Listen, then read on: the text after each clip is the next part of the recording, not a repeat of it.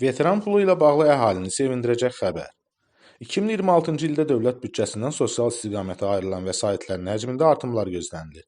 Bu istiqamətdə 17,1 milyard manat vəsait ayrılacaq. Mövcud rəqəm isə büdcə xərclərinin 41%-dən çoxu deməkdir. Bizim mediaya xəbər verir ki, bu sözləri Bakı Üssiyə Milli Məclisin İqtisadi Siyasət, Sənaye və Sahibkarlıq Komitəsinin üzvü Vüqar Bayramov bildirib. Onun sözlərinə görə qanunla müəyyənləşən artımlar Milli Məclisin və ya qanunverici orqanın səlahiyyətindədir. Qanunverici orqan qanunu dəyişir və ya onun qəbul edilməsi ilə məşğuldur.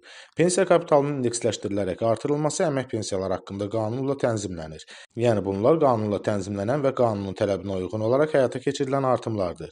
Ehtiyac meyarı, o cümlədən yaşayış minimumu da qanunla tənzimlənir. Veteran pulu da daxil olmaqla digər müavinətlərdəki artımlarla bağlı təkliflər var. Milli Məclisə təqdim edilən təkliflərdən biri ondan ibarətdir ki, bu məbləğin kommunal, nəqliyyat və digər xərclərdəki artıma bağlanması daha məqsədə uyğun olardı. Bu məbləğ müəyyənləşdikdən sonra məhz həmin kommunal xidmətlər, nəqliyyat və digər istiqamətlərdə artım faizi nə qədər olubsa, ona uyğun indeksləşdirmək olar. Eyni zamanda gələcəkdə həmin istiqamətdə artımlar olursa, artıq ilin sonunda indeksləşdirilib və pensiyalarda olduğu kimi məhz veteran pulu və ya digər uyğun müavinətlərin artırılması həyata keçirilə bilər.